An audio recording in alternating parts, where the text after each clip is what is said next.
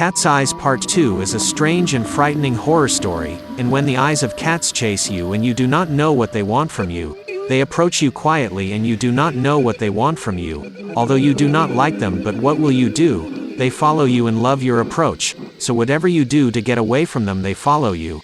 You do not know if there is something that attracts you to them. Continue with you in Realistic Stories website, The Story of Cat's Eyes Part 2, a strange and frightening horror story from Egypt, written by Mona Hares.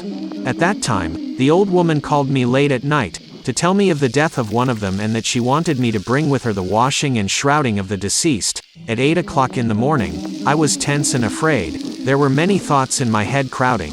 Would I be able to see the body of someone and wash it? I did not know, but there is something that drives me to experiment and learn something new in life. I took the address from her, and I went to the address that she told me about, and the address was somewhat close to my house.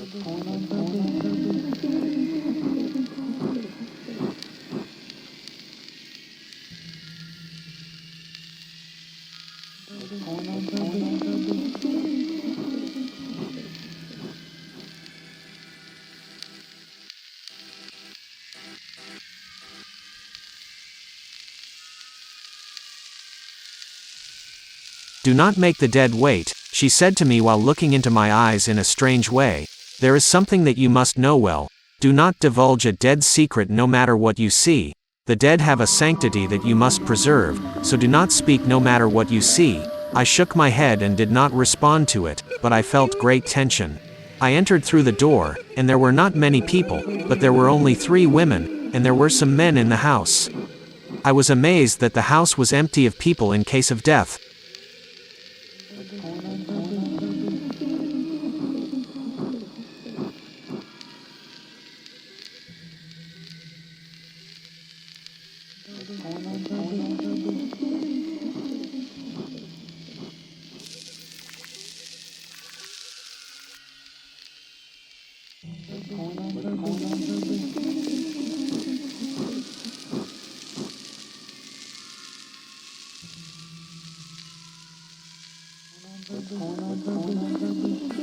When my grandmother passed away, the house was full of people.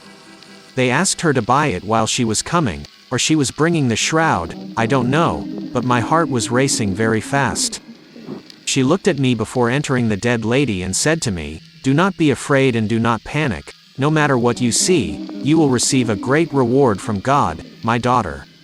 She made me feel a little safe, like a sleeping woman, and we washed her and shrouded her, and I was helping her, while I was repeating some verses of the Holy Quran, until we finished.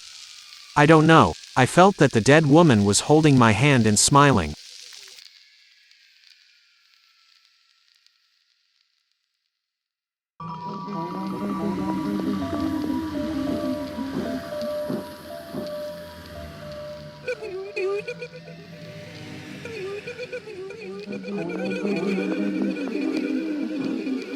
Then we left the room, after the woman was shrouded and washed, and one of the relatives of the dead woman was with us, and after that she left for the house. After that I was dreaming of the dead woman's face, and it took me 2 days to dream about her until I was able to continue and complete my life until I was able to cope, and then she called me the Friday after that and we went, and it was a woman. She is in her 40s, but I could not help her shroud her because of the horror of what I saw from the scene. I will not say what I saw because they are secrets, as the woman told me, and I should not tell anyone so that God does not punish me.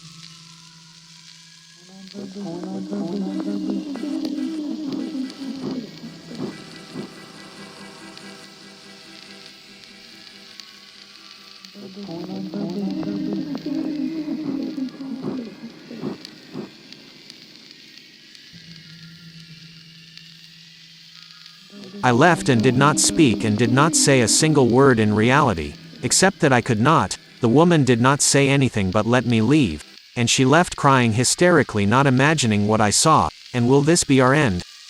There is neither power nor strength except with God. The woman did not call me again, and she did not ask me to go with her for any washing or shrouding, and I did not ask. In fact, I felt that something inside me had broken and I did not know what it was. I saw her. I used to go out to work, and I prayed a lot, and I observed God in everything.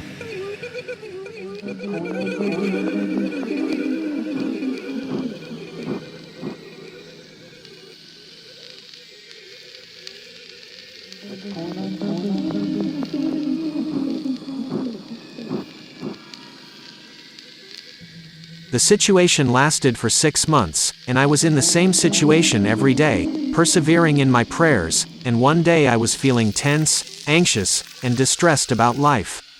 I decided that day to go to the cemetery to sit nearby.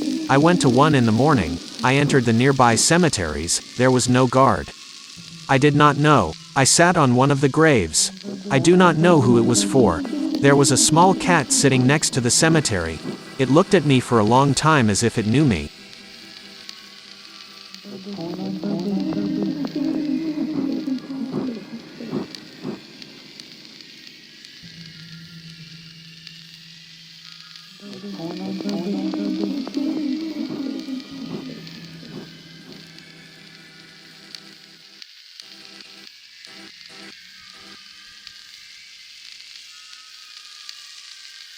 I did not move away, and I did not push it away in reality, but I sat reading the Quran and crying with sadness while imagining who are at the bottom of the graves.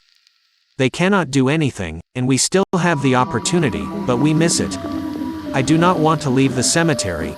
I do not know who is buried in it, but it is the grave of a woman and her little girl.